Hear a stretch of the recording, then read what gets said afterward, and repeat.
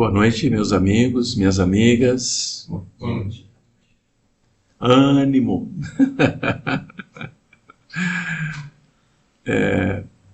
Hoje a preleção é responsabilidade minha. E nosso capítulo é o capítulo 6, o Cristo Consolador. E falar sobre Consolador, é preciso entender o que essa palavra significa. Então, antes de fazer a prece, já vou trazer um esclarecimento para entendermos melhor o conteúdo da preleção de hoje. Consolador é aquele que está ao lado, aquele que te acompanha, aquele que, mesmo nas seus piores momentos, ele está ali com você. Olá. Calma, menina, calma. Não, estamos começando, calma. Estamos a noite toda. Não se preocupem. Calma. Tudo bem? Então vamos fazer a nossa prece de abertura. A prece ela sempre tem importância quando ela sai do nosso coração. Quando nós nos perdemos em palavras, em construir frases e vamos nos estendendo, já não é mais uma prece. É apenas um falar sem sentido. Bem? Querido Mestre Jesus, amigo de todas as horas, aquele que nos consola, te rogamos neste momento que a tua misericórdia esteja sobre nós, que a tua luz nos envolva e que possamos, Mestre, tranquilizar as nossas almas para ouvirmos a tua mensagem através do teu evangelho. Que os amigos espirituais, aqueles que aqui se encontram, estejam conosco, nos amparando, nos intuindo e pegando em nossas mãos para podermos aprender a mensagem de amor do Mestre Jesus. Vamos ficar na paz do Mestre e iniciarmos a nossa preleção. Mateus, um dos apóstolos de Jesus, numa passagem do Evangelho, ele começa dizendo assim, que o Mestre, reunido com eles e com algumas pessoas do povo, abriu a sua fala dizendo, vinde a mim, todos os que andam em sofrimento e que se acham carregados, e eu irei aliviá-los. Então o Mestre estava chamando todos aqueles que estavam em profundo sofrimento.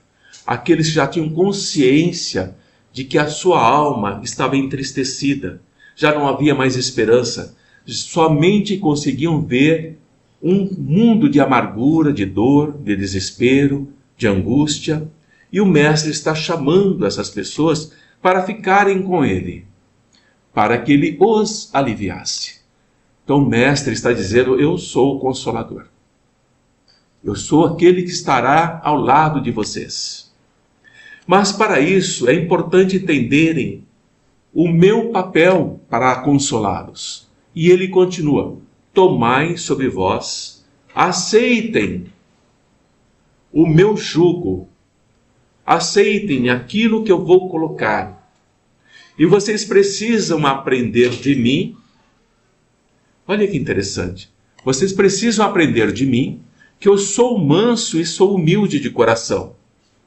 Se vocês aprenderem isso, as suas almas encontrarão descanso. Por que Jesus fala dessa forma? Porque Jesus compreendia muito bem a época em que vivia, uma época extremamente violenta, onde as mulheres não tinham o menor direito, onde valiam menos do que os animais, onde as crianças sequer eram dignas de um olhar da sociedade. Era uma época de muita violência.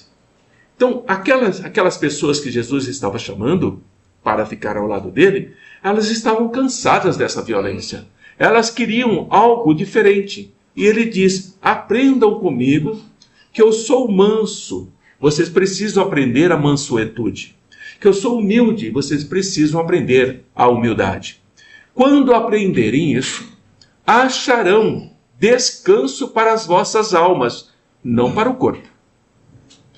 Aquela alma que habita um corpo, que ao descobrir a humildade e a mansuetude, ter uma vida serena, ter uma vida calma, ter uma vida que segue o seu fluxo, mas sem sofrimento, sem angústia e sem grandes tristezas. Enfrenta as dificuldades da vida, entendendo que faz parte do processo da encarnação da vida que levamos. E Jesus repete, porque o meu jugo, e jugo que é a lei, é suave, e o meu fardo é leve. Consequentemente, Jesus está dizendo, tudo que vocês carregam de pesado, tudo que vocês sentem o peso do dia a dia, em vossas vidas, em vossas famílias, com os vossos amigos, é muito mais pesado do que se vocês aprenderem comigo. Vocês aprenderão a encontrar algo mais leve. E ele fecha essa passagem dizendo, todas as misérias, todas as decepções, todas as dores físicas, todas as dores da alma, todas as perdas dos entes queridos, aqueles que já morreram e que vocês estão angustiados, desesperados, vocês encontrarão um consolo. E esse consolo que eu estou mostrando para vocês está na fé no futuro. Porque para aprender o que eu quero ensinar, humildade e mansuetude, é necessário ter fé no futuro, porque esse aprendizado é lento e você irá lutar, nós iremos lutar muito conosco mesmo. E é preciso ter confiança na justiça divina. Não é na justiça dos homens. É muito claro. E é isso que Jesus veio ensinar a nós. Nos dias atuais, nós estamos na mesma situação daqueles nossos irmãos, que quer queira, quer não, talvez tenhamos sido nós mesmos, que ainda carregamos sofrimentos, carregamos misérias, carregamos decepções, carregamos dores físicas, carregamos dores da alma. Nós não nos conseguimos encontrar consolação para muitas das perguntas que nós fazemos e não temos confiança na justiça divina. Por que não temos confiança? Porque a justiça dos homens nos leva a acreditar que a justiça divina é muito lenta. Que a justiça divina não chega a tempo de nos atender nas nossas necessidades. E é nesse sentido que Jesus diz, é preciso ter fé no futuro. Porque a justiça divina se fará presente no futuro. E isso não é uma falácia, não é uma quimera, não é uma palavra apenas para enganar e consolar. Jesus está falando com propriedade. Ele está falando com determinação. Que quando nós, na nossa existência, na nossa vida, nada esperamos, acreditamos que após esse momento que aqui estamos e que nós vamos morrer e morreremos, se nada nos espera após a morte, não existe nada, é um completo vazio, é uma completa solidão, as nossas dores, os nossos sofrimentos, as nossas angústias serão muito mais pesadas do que quando nós estávamos na carne. Porque nós morreremos sem nenhuma esperança no coração. Nós morreremos amargurados, porque eu tive essa vida miserável, porque eu passei por tantos problemas, porque eu enfrentei tantas angústias, e nunca ninguém veio me consolar ou me dizer algo que eu pudesse me fortalecer. Então eu carrego uma amargura profunda dentro de mim, e perco a esperança, e não quero que essa vida continue. Eu quero que ela acabe mesmo. Porque ela não vale a pena. Ela não traz nada de bom para mim. Por isso Jesus está dizendo que nós precisamos acreditar na justiça divina. Porque a justiça humana é falha. A justiça humana condena inocentes e liberta culpados. Mas a justiça divina é equânime. Ela é igual para todos. E ela sempre terá como finalidade educativa abrandar a nossa amargura, nos tornar mais dóceis, nos tornar mais humildes, mais solidários, mais fraternos. E nesse sentido que o mestre novamente diz: vinde a mim, vós todos que estáis cansados. Tem dia que a gente está cansado, não está mesmo? A gente respira fundo, solta o ar e diz: meu Deus, até quando? Que eu terei que passar por essas situações que me deixam esgotado, que eu fico exausto, eu fico sem forças, eu não tenho vontade para nada. E Jesus está dizendo: se volte para mim, nesses momentos em que a tua alma está exaurida, em que tua alma está cansada. Não é o que você pensa, é o que você sente. E eu vos aliviarei. Eu vos aliviarei. Mas para que isso aconteça, é necessário aplicar o imperativo do verbo. Vinde. É uma ordem. Vinde a mim. Não é espere que eu vou. Vinde a mim. É necessário nós nos movimentarmos para sairmos dessa angústia e nos ligarmos a esse mestre que tem como princípio de tudo a prática do amor sem nenhum quesito de separação ou de distinção. Sem nada que possa dizer amo mais este do que aquele. E essa condição que Jesus está impondo não é uma obrigatoriedade. Você fará se quiser. Mas para que você possa conseguir a assistência do Consolador, que ele promete que virá depois dele, para que você possa alcançar essa felicidade que ele promete aos aflitos, é necessário observar as leis divinas, que não estão presas a nenhuma questão de moral, não estão presas a nenhuma questão de ética, elas são universais. E essas leis divinas se resumem para nós em uma única palavra: amor. E esse é o nosso trabalho, esse é o nosso exercício, essa é a nossa caminhada, aprender como amar. Nada nos é imposto. E nós vamos aprendendo devagar que esse amor começa a afetar a cada um de nós quando nós começamos a perceber que nós estamos mais serenos, mais tranquilos, mais equilibrados. E nós estamos sendo caridosos conosco mesmo. A prática do amor próprio, amar a si mesmo, significa, meus irmãos e minhas irmãs, ser caridoso com você mesmo. Não se culpar tanto, não se punir tanto, não se condenar tanto. Entender que está em aprendizado. Entender que é um caminho difícil e lento. E que teremos, sim, adversários pelo caminho. Jesus os teve. Jesus os teve e não foram poucos. E não eram nada bons.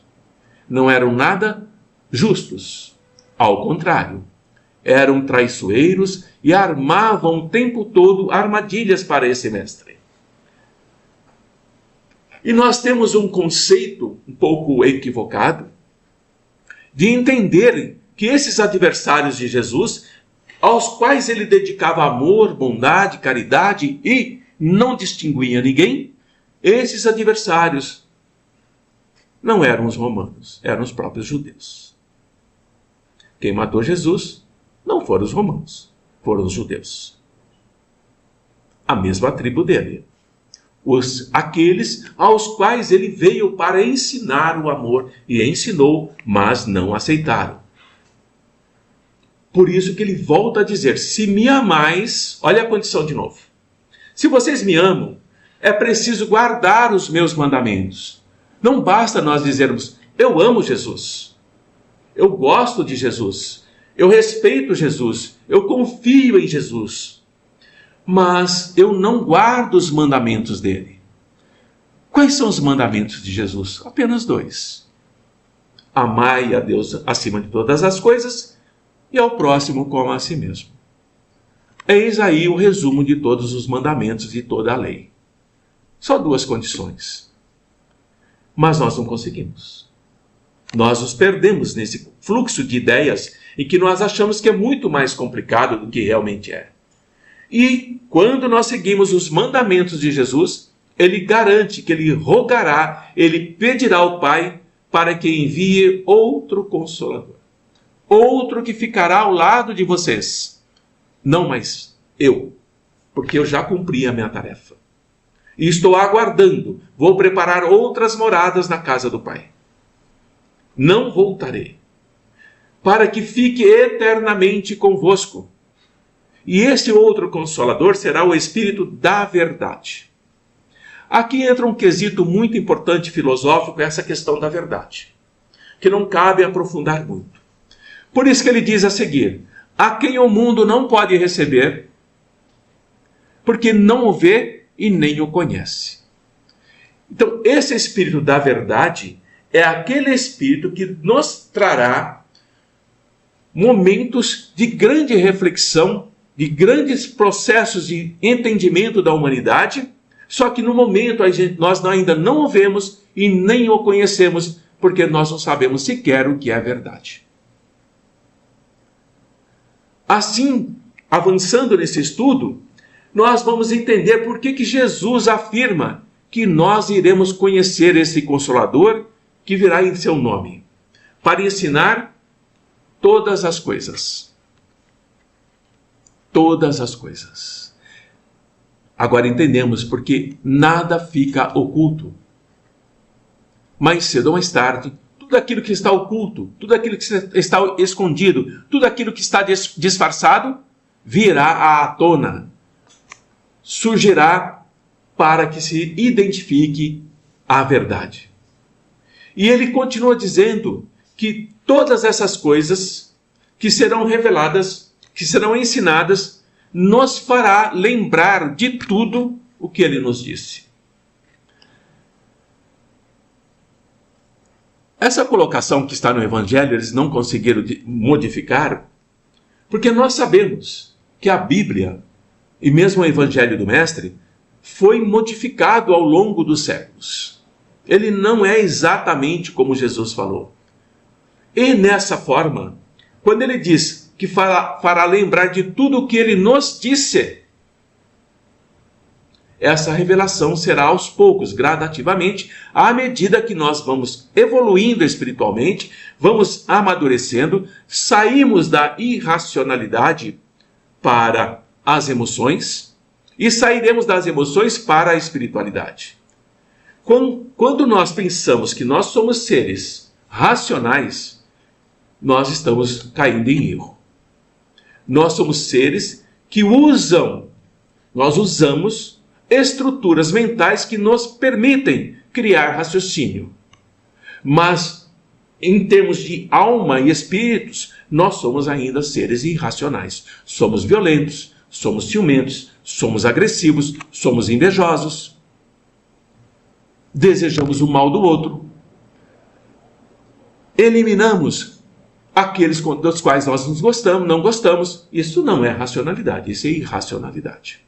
Por isso que ele está nos dizendo, tudo que eu falei sobre o amor, tudo que eu falei em nome do Pai, tudo que eu falei para eles, vocês saberão, porque o Consolador, aquele que será enviado para estar ao lado de vocês, irá trazer os meus ensinamentos. Bem-aventurados os aflitos, porque eles serão consolados. Aí nós pensamos, eu não quero isso. Eu não quero ficar aflito. Eu não quero passar por isso para ser consolado, para ter alguém ao meu lado. Eu quero encontrar para meu conforto e minha tranquilidade aquilo que me deixa alegre, aquilo que me deixa bem, aquilo que me deixa feliz. Mas quando nós pensamos assim, nós nos afastamos da espiritualidade e nos conectamos com o mundo material, com tudo que está à nossa volta e que, por mais que eu adquira, jamais irá preencher o vazio que eu carrego dentro de mim. Quem é que vai ensinando isso aos poucos para nós? A doutrina espírita se propõe a ensinar isso. Ela vai revelando, através dos amigos espirituais, as causas das nossas aflições, dos nossos sofrimentos, dos nossos desequilíbrios, da família com quem nós estamos, dos amigos com quem nós nos relacionamos, as dificuldades que nós temos. E a doutrina espírita vai explicando de uma forma clara, mas sempre progressiva, que muito desse sofrimento, muita dessa aflição, estão nas nossas existências passadas, outras existências que nós já tivemos. E lá nós éramos piores do que somos hoje. Nós estávamos muito mais grosseiros, muito mais violentos. E fizemos muitas vezes grandes atrocidades. E essas, diante da lei divina, é necessário reequilibrar aquilo que nós destruímos. E não é como muitos pensam da lei de ação e reação, ou como se diz, quem com ferro fere será ferido. Não é dessa forma. A justiça divina ela é sempre envolvida em amor, em bondade. Ela jamais irá punir qualquer um de nós pelos nossos erros do passado, porque nós não tínhamos o entendimento que temos hoje. Com o entendimento de hoje, nós olhamos para o passado e nos escandalizamos, nos horrorizamos, nos envergonhamos, nós repudiamos quando vemos atrocidades que foram cometidas e ainda estão sendo cometidas. Então a doutrina espírita, ela vai mostrando para nós que o destino do homem na Terra é apenas um reajuste para que nós possamos avançar mais e mais como espíritos que somos. Quando nós compreendermos que os sofrimentos, as aflições, as dores, a perda de ente querido, morte de entes queridos, principalmente mães que perdem seus filhos. É uma dor terrível para uma mãe perder um filho. Mas nós vamos entender que são inevitáveis, faz parte da vida encarnada, faz parte da nossa existência. E essa compreensão nos leva a refletirmos, a pensarmos sobre a finalidade da vida que nós estamos vivendo. O que eu preciso aprender? O que eu preciso compreender? O que eu preciso amadurecer? Onde eu preciso trabalhar em mim mesmo aquilo que vai me proporcionar menos aflição, menos angústia, menos sofrimento. Consequentemente, eu passo a compreender que eu não receberei de fora aquilo que eu necessito.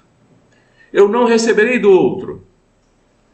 Eu preciso desenvolver em mim essa fortaleza de compreender a mim mesmo para sair desse sofrimento de alma, esse sofrimento de angústia, esse sofrimento de tristeza, esse sofrimento de desespero.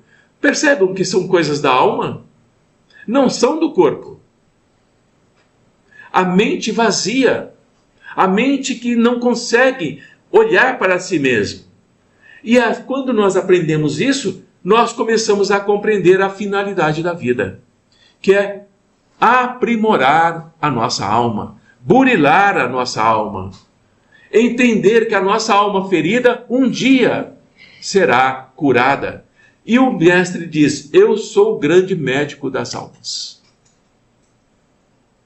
E venho trazer o remédio que vos deve curar, que é aquilo que ele nos traz no seu evangelho, que são as leis divinas, a prática do amor. E ele diz que aqueles que são débeis de alma, aqueles que sofrem na alma, aqueles que são desesperados de alma, são os meus filhos prediletos, porque eu vim para curá-los. E vou ensinar como curar essas almas. Vou ensinar como socorrer o aflito. Vou ensinar como afastar os endemoniados. Vou ensinar aqueles que querem vir até mim, porque estão sobrecarregados, porque estão tristes, e eles serão aliviados e consolados. Nunca o Mestre Jesus deixou alguém que o procurou sem socorro e sem resposta. Pode olhar no Evangelho.